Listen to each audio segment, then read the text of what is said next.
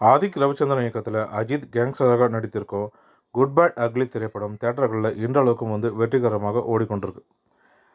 தமிழ் புத்தாண்டை முன்னிட்டு கடந்த 10ஆம் தேதி வெளியான இந்த திரைப்படம் கிட்டத்தட்ட 13 நாட்களுக்கு மேலே ஆகிறது. இன்றளவுக்கும் வெற்றிகரமாக இந்த திரைப்படம் ஓடிக்கொண்டிருக்கு.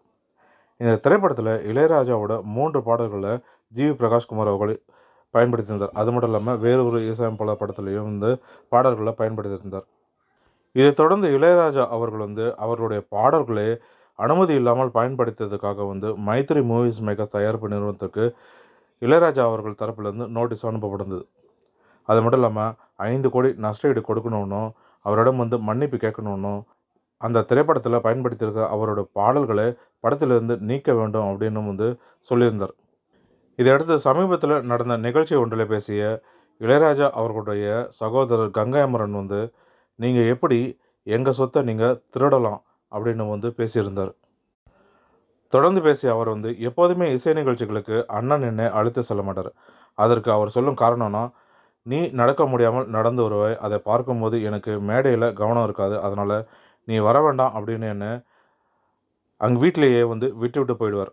ஆனால் நான் வேண்டுமென்று அவர் முன்னாடி எல்லாம் நடனம் ஆடி காட்டியிருக்கேன். அதே போல் தான் அண்மையில் சிம்போனி அமைக்க லண்டன் சென்றிருந்தார். அப்போது கூட எனக்கு உடல்நிலை சரியில்லைன்னு கூறி என்னை விட்டு சென்று விட்டார். இப்படி எங்களுக்குள் பல சண்டைகள் எல்லாம் நடக்கும். இதே போல் தான் நாங்கள் இருவரும் பேசிக்கொள்வது போல் அவரிடம் பேசுவதற்கு ஆட்கள் யாரும் கிடையாது. அவ்வளோ தைரியம் யாருக்கும் இருக்காது. இளையராஜாவுக்கு இருக்கும் ஒரே ஒரு தம்பி நான் தான். இதற்கு மேலே எனக்கு வேறு என்ன வேண்டும்? உலகம் புகழக்கூடிய ஒரு சிம்போனியை எழுதி வெளிநாட்டுக்காரர்கள் மூக்கில் விரல் வைக்கும் அளவிற்கு அவர் சாதனை படைத்து விட்டார். தற்போது அவருடைய இசை உலகம் முழுவதும் பரவ வேண்டும்ன்றதுக்காக பல நாடுகளில் சிம்போனிக்கு ஏற்பாடு செய்துட்டும் வர்றார். ஜூன் மாதம் 2ஆம் தேதி இங்கே சிம்போனி இசை நடைபெறவும் இருக்குது. அப்படி புகழ்பெற்ற அண்ணனுக்கு நான் ஒரே வயிற்றில் பிறந்தேன் அப்படின்றது கடவுள் எனக்கு கொடுத்த மிகப்பெரிய பாக்கியம். எல்லாமே என்னுடைய அண்ணன் எனக்கு கொடுத்தது தான். முதலாக கோழி கூவது படத்தை என்னிடம் கொடுத்து அதை இயக்க சொன்னார். நான் யாரிடமும் உதவி இயக்குனராக இருந்ததே கிடையாது. எனக்கு முன் அனுபவம் இல்லை. இருந்தாலும் எப்படி அந்த படத்தை எடுப்பது அப்படின்னு கற்றுக்கொண்டு அந்த படத்தை எடுத்தேன். அந்த படமும் வெற்றி பெற்றது. அதே போல் தான் கரகாட்டக்காரன் படத்தையும் தில்லானா மோகனாமல் படத்தை பார்த்து சற்று மாற்றி எடுத்தேன். படம் மகத்தான வெற்றியும் பெற்றது. அந்த காலத்தில் கேட்கக்கூடிய பாடல்கள் எல்லாமே மிகவும் ரசிக்கும்படியும் அமைதியையும் கொடுத்தது. ஆனால் இந்த காலத்தில் வரும் பாடல்கள் எல்லாமே கேட்கவே முடியல. அதே போல் படத்தில் அனைவருமே துப்பாக்கி வைத்து கொண்டு இருக்காங்க. இப்போது வெளிவரும் படங்களில் வன்முறை அதிகமாக இருக்குது. நல்ல நடிகர்கள் கமலஹாசன் அவர்களே இப்போது இந்த காலத்திற்கு ஏற்றபடி மாறிட்டார். விக்ரம் படத்தில் அவர் பல விதமான துப்பாக்கியை வச்சிருப்பார். இதனால் மக்களிடம் நல்ல படத்தை கொண்டு சேர்க்க வேண்டும் அப்படின்ற எண்ணம் குறைந்துடுச்சு. நல்ல கதையோடு இளையராஜிடம் வந்தால் அவர் நிச்சயமாக இசையமைத்து கொடுப்பார். அதுவும் இலவசமாக அவர் இசையமைத்து கொடுப்பார். அதே போல் நானும் இலவசமாக பாடல் எழுதி கொடுப்பேன் அப்படின்னு பேசியிருந்தார். அதைத் தொடர்ந்து செய்தியாளர் ஒருவர் காப்பிரைட்ஸ் விவகாரம் குறித்து கேள்வி எழுப்பினார். அதற்கு பதிலளித்த கங்கை அமரன் காப்பிரைட்ஸ் விவகாரத்தில் உலக அளவில் என்ன விதி இருக்கிறதோ அதை தான் நாங்கள் பின்பற்றுறோம். இந்தியாவில் இருக்கும் விதியை நாங்கள் பின்பற்றவில்லை. கதையாசிரியருக்கு கதையில் உரிமை உண்டு. அந்த படம் தெலுங்கு, இந்தின்னு எத்தனை மொழிகளில் வெளிவந்தாலும் அவருக்கு அதில் உரிமை உண்டு. ஆனால் பாட்டுக்கு அவருக்கும் அதில் எந்த சம்பந்தமும் இல்லை. நாங்கள் ஒரு நிறுவனத்துடன் தொடர்பில் இருந்தோம். அவர்கள் பூஜை போடும்போது எங்களுக்கு 10,000 ரூபாய் கொடுத்தாங்க. அதன் பிறகு எங்களுடைய பாடல்கள் பல பாடல்கள் நிறையவே ஹிட்டானது. ரசிகர்களிடம் நிறையவே கொண்டு சென்றது. ஆனால் அதிலிருந்த உரிய தொகை எங்களுக்கு வரவில்லை. அந்த ரெக்கார்டிங்கில் இருந்து எங்களுக்கு ஒரு பைசா கூட வரலை. அதன் பிறகு தான் இளையராஜா படத்துக்கு ஒப்பந்தம் ஆகும்போதே இளையராஜா அவர்கள் இசையோட உரிமை அவர் வாங்கி கொள்வார். படத்தில் இசைக்கு வேணும்னா பணத்தை குறைத்து கொள்ளுங்க, ஆனால் இசையோட உரிமை என்னிடம் தான் இருக்க வேண்டும் அப்படின்னு சொல்லுவார். அப்போது தான் என் பாடலை மேடையில் பாடக்கூடாது அப்படின்னு சொன்னார். இதில் எஸ்பி பாலசுப்ரமணியம் அவர்களுடன் சில பிரச்சனைகளும் ஏற்படுது. நான் தலையிட்டு பேசிய பிறகு தான் மேடையில் எனது பாடல்களை பாடுவதற்கு ராயல்ட்டி வேண்டாம் அப்படின்னு சொன்னார் இளையராஜா அவர்கள். அது மட்டும் இல்லாமல் தொடர்ந்து பேசிய கங்கை அமரன் அவர் 7 கோடி ரூபாய் கொடுத்து வந்து மியூசிக் டைரக்டர் அவரை இசையமைப்பாளருக்கு ஒப்பந்தம் செய்கிறீங்க. ஆனால் அவர்களுக்கு வந்து கைத்தட்டலாம் வரல. நாங்கள் இசையமைத்த பாடல்கள் ஒரு சில பாடல்களை வந்து குறைந்த நேரமே ஒளிபரப்பினாலும் ரசிகர்கள் வந்து விசில் அடிக்கிறாங்க, கைத்தட்டுறாங்க, வரவேற்பு கொடுக்குறாங்க. அப்படின்னா அந்த பாடல்கள் எல்லாமே வந்து எங்களுடைய பாடல்கள் தான், எங்களுக்கு தான் சொந்தம், எங்களுக்கு தான் வந்து ராயல்ட்டி வரணும் அப்படின்னு வந்து பேசியிருந்தார். எங்களிடம் வந்து அனுமதி கேட்டிருந்தா அண்ணன் வந்து நிச்சயமாக கொடுத்துப்பார், அதுவும் வந்து இலவசமாகவே கொடுத்துருப்பார் அப்படின்னு வந்து சொல்லியிருந்தார். அனுமதி கேட்காமல் வந்து எங்களுடைய பாடல்களை பயன்படுத்தியதுனால்தான் இளையராஜா அவர்களுக்கு வந்து கோபம் வருகிறது அப்படின்னு வந்து சொல்லியிருந்தார். அஜித் படமாக இருந்தால் என்ன, அது எங்களுடைய சொத்து, அதை எப்படி வந்து நீங்கள் திருடலாம்? என் வீட்டுக்கு நீ எப்படி அனுமதி இல்லாமல் வரலாம்? அந்த படத்திற்கு ஒரு இசையமைப்பாளர் வந்து ஒப்பந்தம் செஞ்சுருக்கீங்க.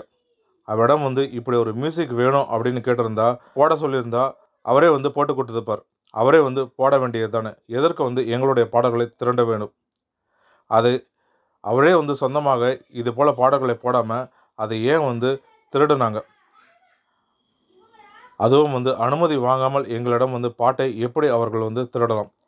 கேட்டிருந்தால் நிச்சயமாக நாங்களே வந்து சந்தோஷமாக கொடுத்துருப்போம். எங்களுக்கு நிச்சயமாக வந்து பணத்தாசை கிடையாது. எங்களிடம் வந்து அதிகமாக பணம் இருக்குது, எங்கள் கிட்ட இல்லாத பணமா அப்படின்னு வந்து கங்கை அமரன் பேசியிருந்தார்.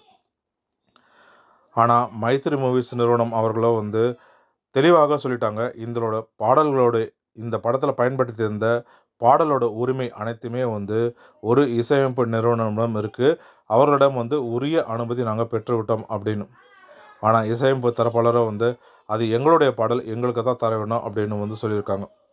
இந்த உரிமம் வேறொரு இசையமைப்பு நிறுவனம் இருக்கும் பொழுது இளையராஜா அவர்கள் ஏன் வந்து உரிமம் கேட்குறாருன்னு தெரியல. முதல்ல இவர்களுக்கிடையில் இருக்கிற பிரச்சனையை வந்து நிறுத்தணும். அந்த உரிமத்தை, அந்த இவருடைய பாடல் உரிமத்தை வந்து வேறொரு இசையமைப்பாளர் நிறுவனம் வச்சுருக்காங்க. அதை வந்து முழுமையாக நீக்கிட்டு அந்த உரிமத்தை முழுமையாக இவர் வாங்கிட்டு அதுக்கப்புறமா வந்து இவர் வந்து உரிமம் கோரினா நியாயமாக இருக்கும். இன்றளவுக்கோ அந்த பாடலோட உரிமம் வந்து அந்த நிறுவனத்துடன் தான் இருக்குது. அப்போ யாரிடம் வந்து அந்த பாடல் உரிமை நிறுவனம் யார்கிட்ட இருக்கோ அவங்கக்கிட்ட தானே வாங்க முடியும். அது மட்டும் இல்லாமல் கங்கை அமரன் அவர்களே வந்து சொல்லியிருந்தார், தில்லானா மோகனம்மா கதையை பார்த்து தான் வந்து நான் அப்படியே வந்து கரகாட்டக்காரன் படத்தை எடுத்தேன், கொஞ்சம் கதையை மாற்றி அப்படின்னார். அப்படின்னா அந்த கதை உரிமம் வந்து அந்த கதையை வந்து அவர் திருடி தான் எடுத்திருக்கார். அந்த கதைக்கு வந்து ராயல்ட்டி உரிமம் வந்து தில்லானா மோகனம்மாள் கதை எழுதியவருக்கு கொடுத்தாரா? ராயல்ட்டி அவர் கொடுக்காமலே வந்து அவர் காப்பி அடிச்சிருக்காரு. அது மட்டும் இல்லாமல் எவ்வளவோ பாடல்களில் வந்து எம்எஸ்வி அவருடைய பாடல்களை காப்பி எடுத்தால் இளையராஜா அவர்கள் இசையமைத்தார் அப்படின்னு வந்து பல மேடைகளில் கங்கை அமரன் அவர்களே சொல்லியிருந்தார். அந்த பாடல்களுக்கெல்லாம் வந்து கங்கை அமரன் ஆகட்டும், இளையராஜா அவர்களாகட்டும் ஏதாவது காப்புரிமையை வந்து எம்எஸ் விஸ்வநாதன் அவர்களுக்கு கொடுத்தார்களான்றது இன்னும் வரைக்கும் நம்ம தெரியல. அது மட்டும் இல்லாமல் இந்த பாடல்களில் இந்த படத்தில் வந்து 7 கோடி ரூபாய் கொடுத்து மியூசிக் டைரக்டரை நீங்கள் அமைக்கிறீங்க, ஆனால் அவங்களுக்கெல்லாம் வராத கைத்தட்டு எங்களுடைய பாடல்கள் தான் வருது அப்படின்னு சொல்லியிருக்கார். இது வந்து கோட் படத்தில் அதை விஜய் அவர்களையும் வந்து கிண்டல் செஞ்சுருக்காரு. அதே போல் வந்து தற்பொழுது வெளிவந்திருக்கும் குட் பேட் அக்லி படத்தில் ஜிவி பிரகாஷ்குமார் அவர்களையும் வந்து சாடியிருக்கார். இதில் நகைச்சுவைக்குரிய விஷயம் என்னென்னா, கோட் படத்தை இயக்கியது அவரது மகன் வெங்கட் பிரபு. அதே போல் அந்த படத்துக்கு இசையமைத்தது அவருடைய அண்ணன் மகன் யுவன் சங்கர் ராஜா. இப்போது அவருடைய அண்ணன் மகன் யுவன் சங்கர் ராஜா அவர்களையுமே வந்து சாடியிருக்கார். நீ 7 கோடி ரூபாய் கொடுத்து மியூசிக் டைரக்டர் கொடுத்து நீங்கள் ஒப்பந்தம் செஞ்சாலும் உங்கள் பாட்டுக்கெல்லாம் கைத்தட்டல, எங்களுடைய பாடல் வந்தால் தான் வந்து கைத்தட்டாங்க அப்படின்னு வந்து யுவன் சங்கர் ராஜா அவர்களையும் வந்து இழிவுபடுத்தியிருக்காரு. ஜிவி பிரகாஷ் அவர்களையும் வந்து இழிவுபடுத்தியிருக்காரு.